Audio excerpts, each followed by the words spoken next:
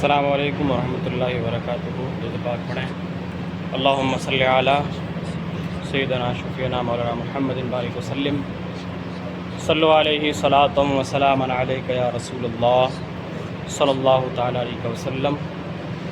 اعوذ باللہ من الشیطان الرجیم، بسم اللہ الرحمن الرحیم۔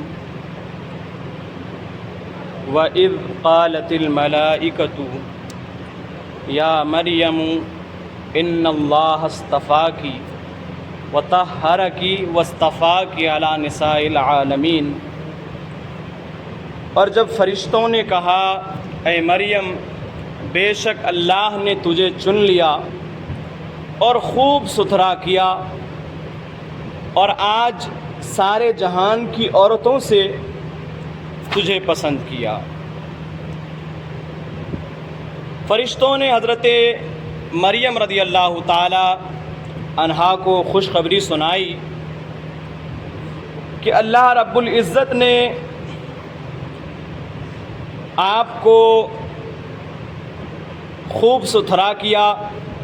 یا خوب ستھرا سے مراد یہاں یہ ہے کہ عوارض نسوانی اور دیگر جو عورتوں کی ضروریات ہوتی ہیں، ان تمام چیزوں سے حضرت مریم رضی اللہ تعالی عنہا کو ستھرا کیا، اور باوجود کہ عورت ہونے کے بیت المقدس کی خدمت کے لیے نظر قبول فرمایا۔ یہ بات ان کے علاوہ کسی عورت کو میسر نہ آئی، اور ان کے لیے جو ہے جنتی کھانے وغیرہ کا انتظام فرمایا، اور حضرت زکریا علیہ السلام ان کے کفیل رہے۔ یہ حضرت مریم رضی اللہ تعالی عنہا کی برگزیدگی ہے۔ اور جب فرشتوں نے کہا اے مریم بے شک اللہ نے تجھے چن لیا اور خوب ستھرا کیا اور آج سارے جہان کی عورتوں سے تجھے پسند کیا، مرد رسیدگی اور گناہوں اور بقول بعض زنا نے عوارض جو ہیں ان تمام چیزوں سے حضرت مریم کو پاک رکھا اور بغیر باپ کے بیٹا دیا، ملائکہ کا کلام سنوایا، تو یقیناً یہ حضرت مریم رضی اللہ تعالی عنہا کے فضائل ہیں۔ یا مریم اقنتی لربک واسجدی وارکعی مع الراکعین۔ اے مریم اپنے رب کے حضور ادب سے کھڑی ہو اور اس کے لیے سجدہ کر اور رکوع کرنے والے کے ساتھ رکوع کر۔ حضرت مریم رضی اللہ تعالی عنہا کو عبادت کا حکم دیا، یا تو قیام کا کہ بھائی وہ کھڑے ہو کر کے عبادت کریں۔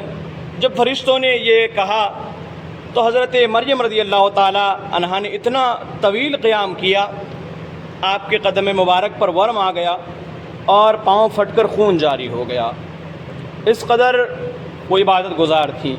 اے مریم اپنے رب کے حضور ادب سے کھڑی ہو اور اس کے لیے سجدہ کر اور رکوع والوں کے ساتھ رکوع کر۔ ذالک من انباء الغیب نوحیہ الیک وما کنت لدیہم اذ یلقون اقلامہم ایہم یکفل مریم وما کنت لدیہم اذ یختصمون۔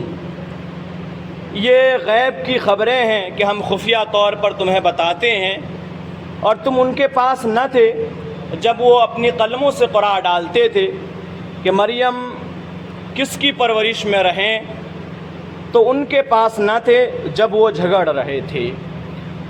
اس سے اللہ کے رسول صلی اللہ علیہ وسلم کے لیے علم غیب کا ثبوت ملتا ہے، اس لیے کہ حضرت مریم رضی اللہ تعالی عنہ کی پیدائش یا ان کی پرورش، یہ ساری چیزیں غیب کی خبریں ہیں، اور اللہ تعالیٰ اللہ کے رسول صلی اللہ علیہ وسلم کو ان آیات کے ذریعے غیب کی خبریں بتا رہے ہیں۔ تو یقین جانیے کہ اللہ کے رسول صلی اللہ علیہ وسلم کو اللہ کے بتانے سے علم غیب ہے۔ اب وہ لوگ جو علم غیب کا انکار کرتے ہیں، انہیں سوچنا چاہیے کہ خود تو اللہ تعالیٰ انہیں علم غیب سکھا رہا ہے، علم غیب بتا رہا ہے، تو کیسے اللہ کے رسول صلی اللہ علیہ وسلم کو علم غیب حاصل نہیں ہوگا۔ اور اس سے پہلے بھی میں بتا چکا ہوں کہ بھائی جو اللہ کے لیے علم غیب ثابت ہے وہ اللہ تعالیٰ کا ذاتی ہے۔ رسول اللہ صلی اللہ علیہ وسلم کا جو علم غیب ہے وہ عطائی ہے۔ اللہ تعالیٰ کا جو علم غیب ہے وہ قدیم ہے، یعنی جو ہمیشہ سے اور ہمیشہ رہے گا، اور رسول کے لیے جو علم غیب ہے وہ حادث ہے، ٹھیک ہے۔ اسی طرح سے جو اللہ تعالیٰ کا علم ہے لامتناہی ہے، اور اللہ کے رسول صلی اللہ علیہ وسلم کا علم متناہی لامتناہی، اللہ کے رسول صلی اللہ علیہ وسلم کا متناہی ہے۔ اور تم ان کے پاس نہ تھے جب وہ اپنی قلموں سے قرار ڈالتے تھے کہ مریم کس کی پرورش میں رہیں، اور تم ان کے پاس نہ تھے جب وہ جھگڑ رہے تھے۔ اذ قالت الملائکۃ یا مریم ان اللہ یبشرک بکلمۃ من اسمہ المسیح عیسی ابن مریم وجیہا فی الدنیا والآخرۃ ومن المقربین۔ اور جب فرشتوں نے، اور یاد کرو جب فرشتوں نے مریم سے کہا اے مریم اللہ تجھے بشارت دیتا ہے اپنے پاس سے ایک کلمہ کی جس کا نام مسیح عیسیٰ مریم کا بیٹا رودار ہوگا، دنیا اور آخرت میں اور قرب والا۔ یعنی حضرت مریم رضی اللہ تعالیٰ عنہ کے پاس فرشتے آئے اور انہیں بشارت دی ایک کلمہ کی۔ حضرت عیسیٰ علیہ السلام کو اللہ تعالیٰ نے ایک کلمے سے پیدا فرمایا، کن فیکون، ہو جا تو وہ ہو جاتا ہے۔ یعنی جس طرح سے اللہ تعالیٰ نے حضرت آدم علیہ السلام کو بغیر ماں باپ کے پیدا فرمایا، اسی طرح سے حضرت عیسیٰ علیہ السلام کو بغیر باپ کے پیدا فرمایا۔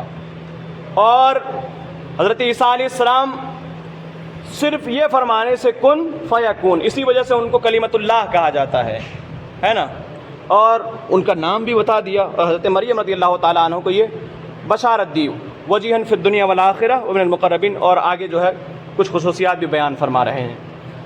اور یاد کرو جب فرشتوں نے مریم سے کہا اے مریم اللہ تجھے بشارت دیتا ہے اپنے پاس سے ایک کلمہ کی جس کا نام مسیح عیسیٰ مریم کا بیٹا رودار ہوگا دنیا اور آخرت میں اور قرب والا، وَيُكَلِّمُ النَّاسَ فِي الْمَهْدِ كَهْلًا وَمِنَ الصَّالِحِينَ، اور لوگوں سے بات کرے گا پالنے میں اور پکی عمر میں اور خاصوں میں سے ہوگا۔